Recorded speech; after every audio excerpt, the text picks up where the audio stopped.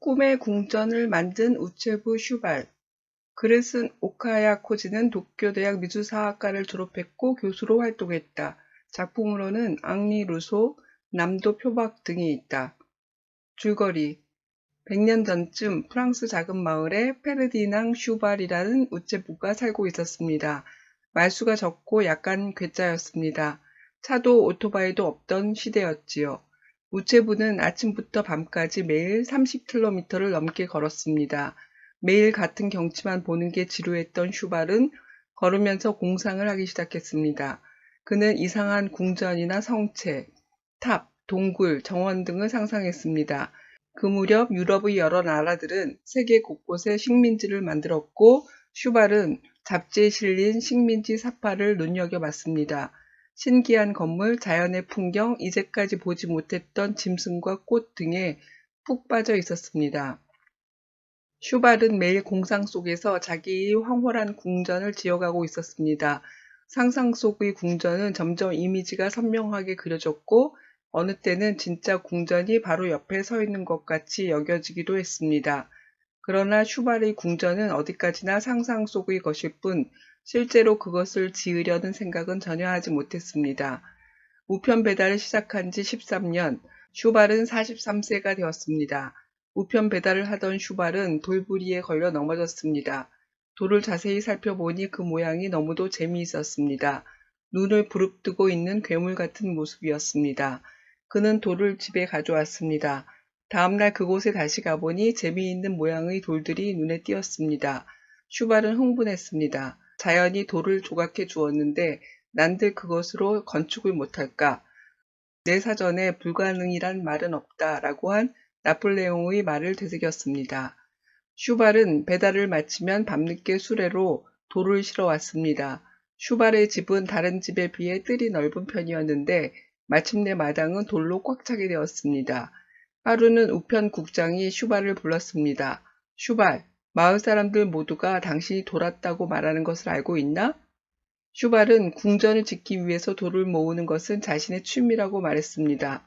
우편 국장은 슈발이 일만 잘하면 더 이상 상관하지 않겠다고 했습니다. 마을 사람들은 여전히 그를 비웃었고 슈발은 사람들에게 보이기 싫어서 모두 자고 있는 밤에 일을 했습니다. 시멘트와 석회를 사고 돌을 쌓아 마침내 궁전을 세우기 시작했습니다. 자신의 무덤 같은 것을 만들 생각이었습니다. 60세가 되어 우편 배달 일을 그만둔 후 아침부터 밤까지 열심히 일했습니다.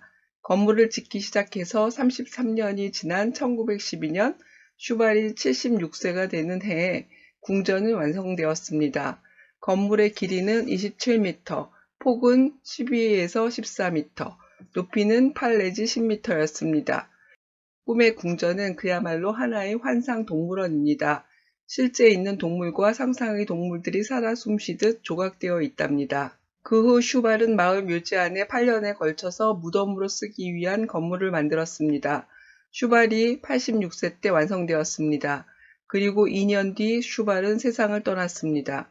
슈발이 지은 꿈의 궁전은 높이 평가되어 문화재로 지정되었고 지금까지 해마다 많은 사람들이 찾고 있답니다. 의미를 찾는 질문, 꿈을 이루는 기반. 연간 12만 관광객이 찾고 있는 세계적인 건축 팔레 이데아를 세운 슈발의 이야기다. 건축가인 슈발은 우체부였다. 그는 우편 배달을 위해 매일 30km를 걸어야 했다. 슈발은 하루 종일 걸으면서 멋진 궁전을 상상했다.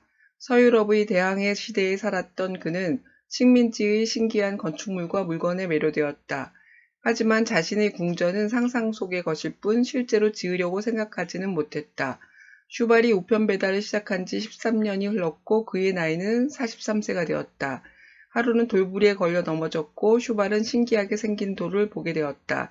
그의 삶은 달라졌다. 상상 속에만 있는 궁전이 아니라 현실에서 자신의 꿈을 구현해 나가기 시작했다. 이웃들은 돌았다고 비웃었다. 슈발은 76세가 되던 해 33년에 걸쳐 궁전을 완성했다. 나폴레옹의 내 사전에 불가능은 없다란 말을 좌우명으로 삼았다. 30년을 우편 배달부로 일했고 33년 동안 궁전을 만들었다. 그 후에 8년에 걸쳐 자신의 무덤을 완성했다. 그의 성실함을 알 수 있는 세월이다. 사람들의 조롱에도 불구하고 자신의 꿈을 실현해 나간 것은 그 일에 흠뻑 빠졌기 때문일 것이다. 성실과 몰입으로 무장한 사람이 자신의 꿈을 이루는 것은 마땅한 귀결일 것이다. 꿈을 이루기 위해 필요한 요소가 무엇일까? 현대사회는 거대한 정보와 신경을 분산시키는 자극이 난무하다. 무언가에 집중하기 어렵다. 복잡하고 시급한 일들을 처리하느라 하루가 고단하다. 가치 없는 일들로 진이 빠지고 나아지는 것 없이 되풀이하는 일상이다. 슈발의 단조로운 삶이 부럽기도 하다. 난잡하기만 한 가지들을 과감히 쳐내고 단순하게 생활하는 기반을 조성했을 때 비로소 중요한 것이 보인다. 질문입니다. 슈발은 우편물을 배달하면서 공상을 즐겨 했습니다. 그가 공상하기를 한 이유는 무엇인가요? 슈발의 공상 속 궁전은 점점 이미지가 선명하게 그려졌고 진짜 옆에 서 있는 것처럼 여겨지기도 했습니다. 상상 속 궁전이 점점 더 명료해진 이유는 무엇일까요? 슈발은 얼마나 오랫동안 우체부 일을 했나요? 그리고 꿈의 궁전을 만드는 데 걸린 시간은 얼마나 되나요? 슈발의 시간을 보면 그는 어떤 사람이라는 것을 알 수 있나요? 슈발은 궁전을 상상만 하고 지으려는 생각을 하지 않았습니다. 그가 자신의 궁전을 지으려고 결심한 계기는 무엇인가요?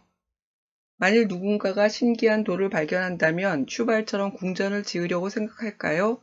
슈발이 궁전을 짓기로 한 것은 신기한 돌 때문일까요? 자신의 꿈 때문일까요? 나폴레옹은 내 사전에 불가능이란 말은 없다라고 말했습니다. 이 말은 무엇을 뜻하나요? 슈발이 궁전을 지으면서 겪었을 어려움은 무엇인가요? 이웃들은 슈발이 미쳤다고 비웃었습니다. 슈발이 그들의 놀림을 이겨낼 수 있었던 것은 무엇 때문인가요? 슈발이 궁전을 만드는 데 몰두할 수 있었던 이유는 무엇일까요? 책에 나온 꿈의 궁전 사진 중에서 가장 흥미로운 것은 무엇인가요?